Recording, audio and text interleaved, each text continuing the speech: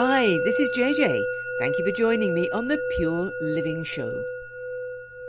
Why should we purify our lives, particularly in terms of what we take into our systems? The fundamental fact is that these days we and every living thing is in a continuous exchange with our environment, and that environment is far from pristine. Our rivers and oceans are polluted with pretty much every chemical ever produced, and whatever is in the environment will turn up in our bodies.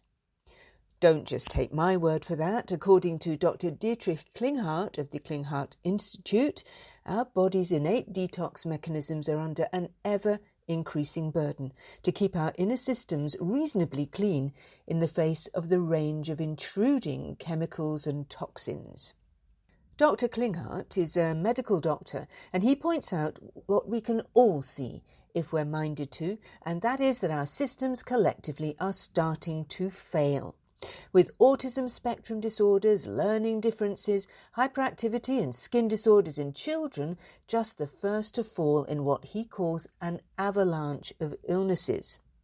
It's the degenerative brain illnesses, conditions that didn't even exist 30 years ago, that are taking us, the older generation, down. He sees that neurological illnesses are on a dramatic increase, as are other issues, including infertility and psychiatric disorders. So, you might be asking, why bother trying to minimise our chemical exposure?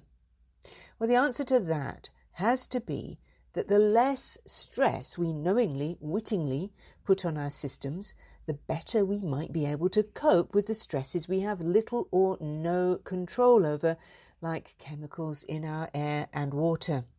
It's more than just chemicals, though.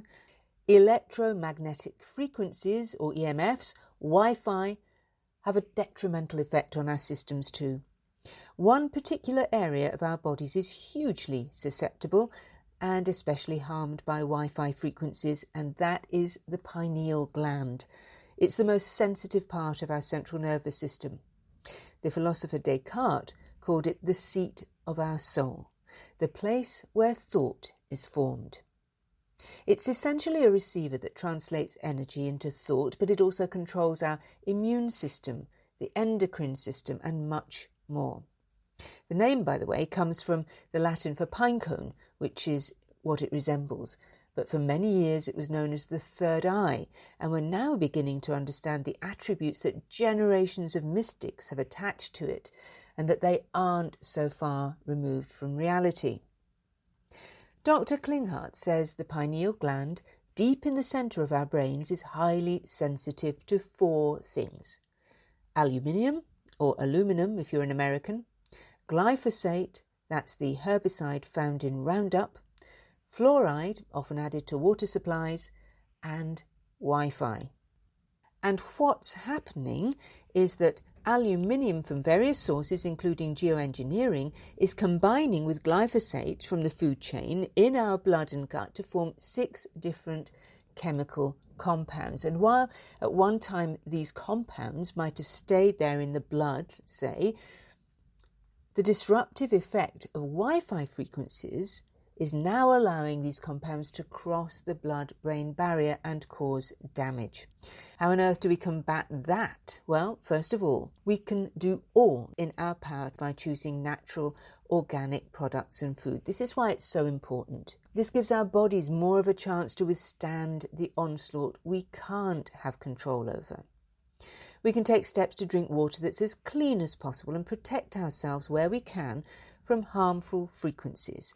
Switch off our Wi-Fi and smartphones when we don't need them. And yes, you'll still be in range of someone else's Wi-Fi probably, especially if you live in a town or a city, but hopefully at a lower strength.